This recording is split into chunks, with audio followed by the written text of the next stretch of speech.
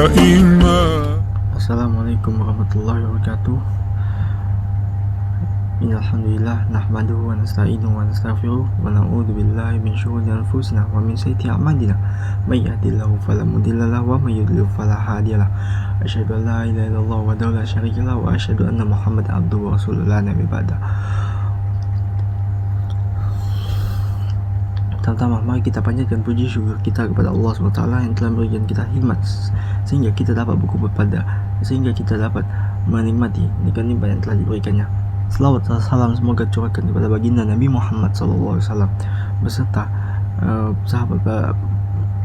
keluarga beliau, para sahabat beliau dan para pengikut beliau hingga zaman amin ya rabbal alamin. Lalu saja, pertama perkenalkan, nama saya Randi Adi Masa Putra,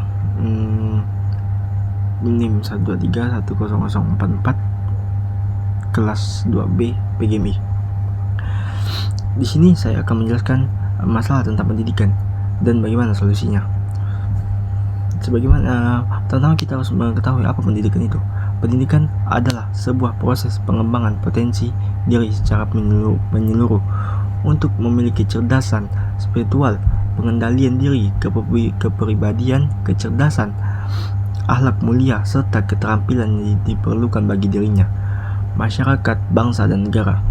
Dan pendidikan itu juga menambah ilmu pengetahuan kita terhadap pembelajaran yang lainnya. Sebagaimana dalam firman Allah di surah Al-Mujadalah ayat 11.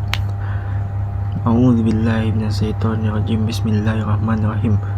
Ya ayyuhalladzina amanu idza qila lakum tafassahu fil majalisi fafassahu yafsahillahu lakum wa idza qila shuju fanshuju yarfa'illahu alladzina amanu minkum walladzina utul ilma darajat wallahu bima ta'maluna khabir.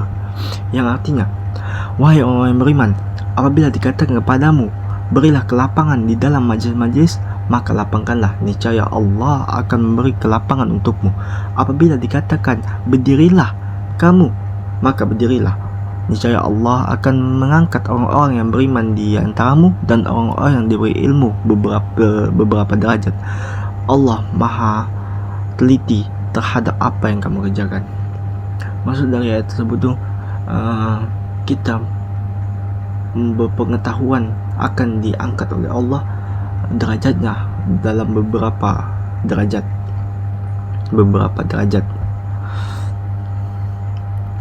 Dan tentunya orang beriman tuh juga akan diangkat derajatnya oleh Allah SWT. Permasalahan dalam pendidikan, ada beberapa permasalahan dalam pendidikan. Yang pertama, keterbatasan akses pendidikan. Masih banyak anak-anak di daerah terpencil atau keluarga kurang mampu yang tidak dapat mengenyam pendidikan karena keterbatasan akses baik secara geografis maupun finansial.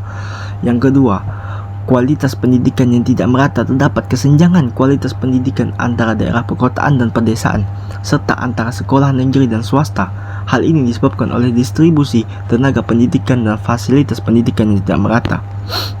Yang ketiga, kurikulum dan metode pengajaran yang kurang relevan. Kurikulum dan metode pengajaran kadangkala kurang sesuai dengan kebutuhan dunia kerja dan perkembangan zaman, sehingga lulusan kurang kompetitif di pasar kerja.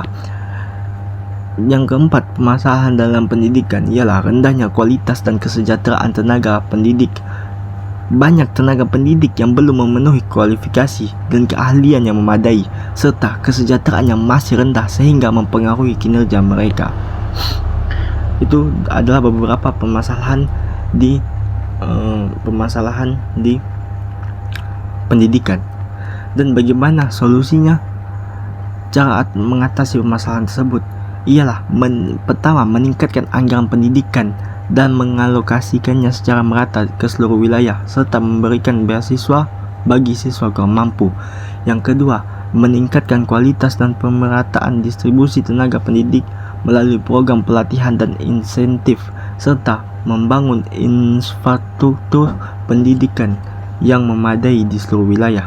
Dan yang ketiga, melakukan evaluasi dan pembaruan kurikulum dan metode pengajaran secara berkala agar sesuai dengan kebutuhan dunia kerja dan perkembangan zaman.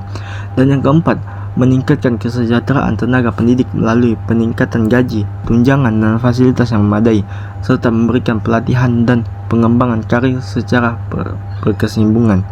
Dan yang kelima, menjalin kerjasama dengan industri dan pihak swasta untuk menyesuaikan kurikulum dengan kebutuhan dunia kerja dan memberikan kesempatan magang bagi siswa. Mungkin cukup sekian tentang permasalahan dan solusinya dalam pendidikan. Pembahasan yang kedua ialah urgensi tentang pengembangan kurikulum. Pengembangan kurikulum merupakan hal yang sangat penting dan mendesak dilakukan untuk menjawab tantangan dan kebutuhan di era modern ini. Ada beberapa urgensi pengembangan kurikulum. Yang pertama, menyesuaikan dengan perkembangan ilmu, pengetahuan, dan teknologi. Ilmu pengetahuan dan teknologi terus berkembang pesat. Kurikulum perlu disesuaikan agar siswa memperoleh pengetahuan dan keterampilan yang relevan dengan pengembangan zaman. Yang kedua, mengakomodasi kebutuhan dunia kerja. Dunia kerja semakin kompetitif dan menuntut keterampilan baru. Kurikulum perlu dikembangkan agar lulusan memiliki kompetensi yang dibutuhkan di dunia kerja. Dan yang ketiga, meningkatkan daya saing global dalam era globalisasi. Siswa perlu diberkati dengan pengetahuan dan keterampilan yang memadai agar dapat bersaing di tingkat global.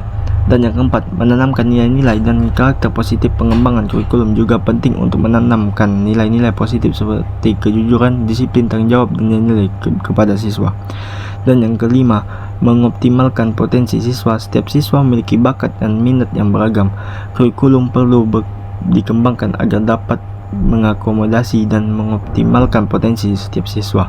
Dan yang terakhir, meningkatkan kualitas pendidikan. Pengembangan kurikulum yang tepat dapat meningkatkan kualitas proses penjelasan, pembelajaran, dan hasil pendidikan siswa secara keseluruhan. Mungkin sekian penyampaian saya, kurang lebihnya maaf. Assalamualaikum warahmatullahi wabarakatuh. عليك قدرا يا إمام الأنبياء